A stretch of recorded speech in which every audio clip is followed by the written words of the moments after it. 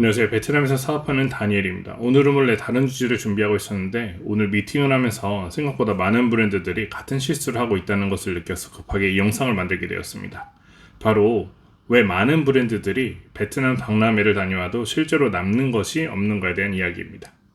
최근에도 여러 브랜드들과 이야기를 나눠봤는데요. 생각보다 많은 기업들이 좋은 바이어 한 명만 만나면 된다.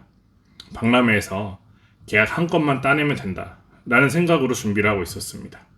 물론 틀린 말은 아닙니다. 하지만 문제는 대부분의 준비가 이 박람회 3일만을 위해 집중되어 있다는 것입니다. 부스 준비하고 배너 만들고 샘플 준비하고 브로셔 만들고 명함 준비합니다. 그런데 정작 더 중요한 것은 준비하지 않는 경우가 많습니다. 첫 번째입니다. 바이어는 박람회에서 계약하지 않습니다. 많은 브랜드들이 박람회 현장에서 모든 것이 결정될 것처럼 생각합니다. 하지만 실제로 바이어 입장에서 보면 그날 하루에 수십 개 이상의 브랜드를 한꺼번에 봅니다. 한국 브랜드들도 보고 박람회에 따라서는 다른 나라의 브랜드들도 더 많이 보게 됩니다. 솔직히 말하면 바이어 입장에서 박람회 현장에서는 대부분의 브랜드가 비슷하게 보입니다. 특히 해외 브랜드들은 더 그렇습니다. 그래서 현장에서 바로 계약하는 경우는 생각보다 많지 않습니다. 두 번째입니다. 실제 검토는 박람회가 끝난 후에 시작됩니다. 이 부분을 많은 브랜드들이 놓치고 있습니다. 박람회가 끝나고 사무실로 돌아온 바이어는 그제서 명함을 정리합니다. 그리고 검색을 시작하죠.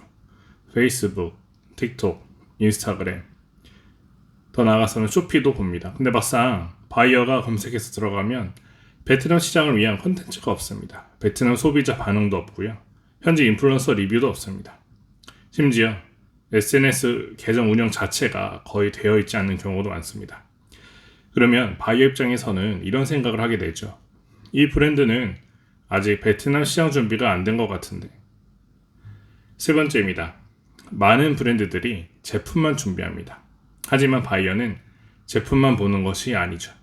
이 브랜드가 베트남에서 실제로 팔릴 수 있는지, 현지 소비자들이 반응할 가능성이 있는지, 시장에 대한 이해가 있는지 이런 것들을 함께 볼 수밖에 없습니다. 그런데 현실은 부스에는 수백만 원, 수천만 원을 투자하면서 베트남 SNS 계정을 만들지 않습니다. 샘플은 준비하면서 인플루언서 리뷰는 준비하지 않습니다.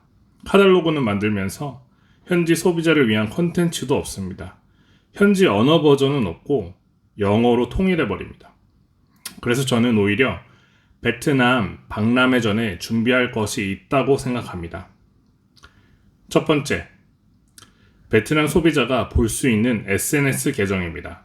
두 번째, 최소한의 현지화된 콘텐츠입니다. 세 번째, 실제 베트남 인플루언서 또는 소비자 반응입니다.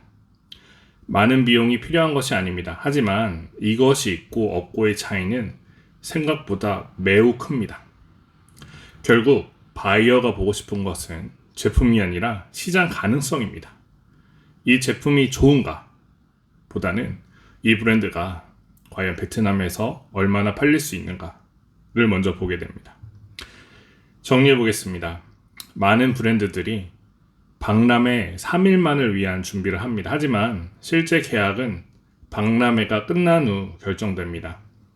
그래서 중요한 것은 부스가 아니라 준비입니다. 명함을 많이 받는 것보다 검색당할 준비를 하는 것이 더 중요합니다. 베트남 박람회는 끝이 아니라 그제서부터 시작입니다. 그리고 실제 평가는 박람회가 끝난 다음부터 시작됩니다. 감사합니다.